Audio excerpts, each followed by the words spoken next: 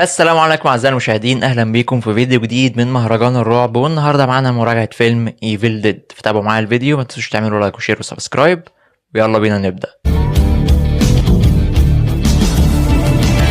توجه 5 أصدقاء إلى كوخ منعزل يكتشفوا فيه كتاب الموتى الذي يستعملونه دون قصد، وتسبب ذلك في إطلاق قوى الشر المميت.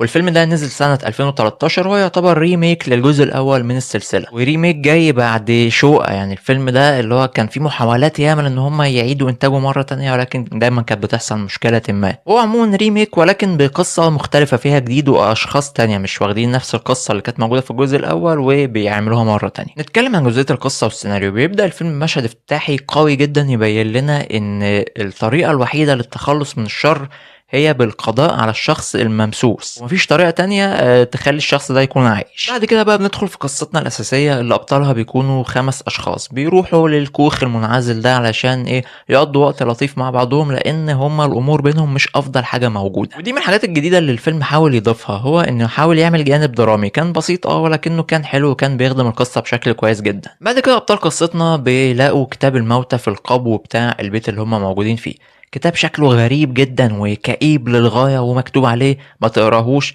طبعا كل ده كان كفيل بان واحد فيهم يقرا الكتاب ويحاول يترجم كمان الالفاظ اللي موجودة، وده بيخليه من غير ما يقصد ان هو يطلق قوى الشر مرة تانية. الفيلم قدم لنا مستوى جيد جدا من الرعب، وادانا جرعة الرعب اللي كنا محتاجينها من بعد الجزء الاول.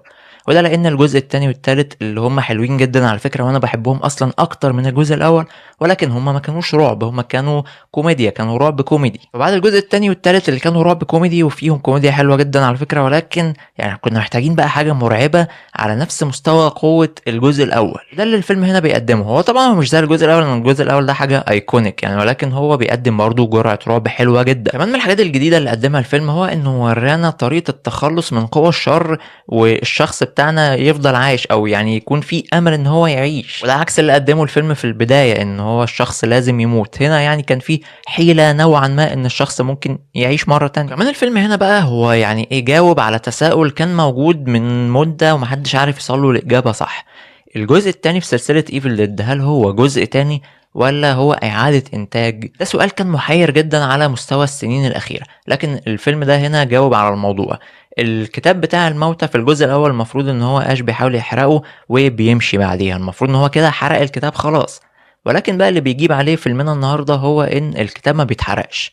الكتاب رموه في النار وحاولوا يحرقوه، لكن الكتاب ما بيتحرقش. فاذا الكتاب ما بيتحرقش، فالكتاب اللي كان موجود في الجزء الثاني هو اللي موجود في الجزء الاول. فالجزء الثاني ده هو عبارة عن جزء تاني مكمل للاحداث، مش ريميك. لكن هو كان فيه بعض المشاكل في الحقوق بتاعة الفيلم عشان شركة الانتاج اتغيرت والحاجات دي، فيعني كان في بعض من اللخبطه. ولكن الجزء الثاني والثالث من ايفل ديد هما اجزاء مكمله لاحداث الجزء الاول. واصلا كان في عالم كامل بيتم التخطيط ليه بعد الفيلم ده. كان هيعملوا جزء تاني للفيلم اللي نزل سنه 2013 ده، وكان اش هيرجع بجزء رابع للفيلم السلسله بتاعته. وبعد كده المفروض ان هما كان هيعملوا جزء يجمع بين العالمين دول مع بعض، ولكن المشاريع دي للاسف الشديد ما كملتش. تم الاكتفاء بعديها بالفيلم بتاع النهارده، وعملوا له مسلسل اللي هو اش فيرسس ايفل ديد اللي كان برضو حلو جدا، ولكن برضو للاسف اتعمل 3 مواسم ووقف بعديها. بس بالنسبه للافلام رجعوا بعد كده في فيلم ايفل ديد رايز، وفي فيلم كمان هينزل السنه الجايه. واحده بقى من اهم نقاط قوه الفيلم بالنسبه لي هو انه قدم معركه اخيره بين الخير والشر،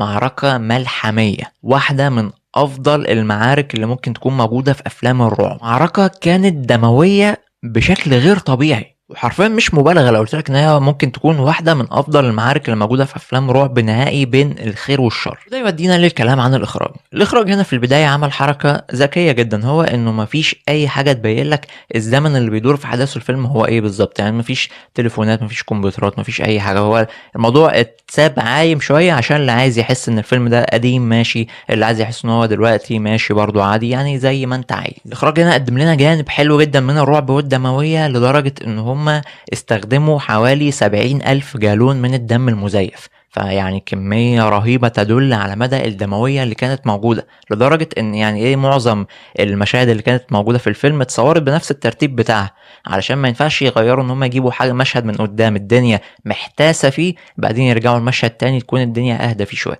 ده طبعا هيتعبهم في التنظيف وهيطلع عينيهم، فقال لك احنا هنعمل بالترتيب المتسلسل بتاع احداث الفيلم، بحيث ان المشاهد كلها تبقى ملائمة ويوفر علينا احنا مجهود. وده غير المعركة الأخيرة اللي كان تصميمها كان حلو جدا من حيث الدموية، من حيث القرارات اللي البطلة خدتها علشان تقدر تعيش، كانت حاجة صعبة جدا ورهيبة ودموية للغاية. ايفل ديد نسخة 2013، يعني الفيلم ده لو جينا بصينا للآراء النقدية بتاعته هتلاقي ان هو الأقل في السلسلة، والنقاد يعني ما كانوش معجبين بيه قوي.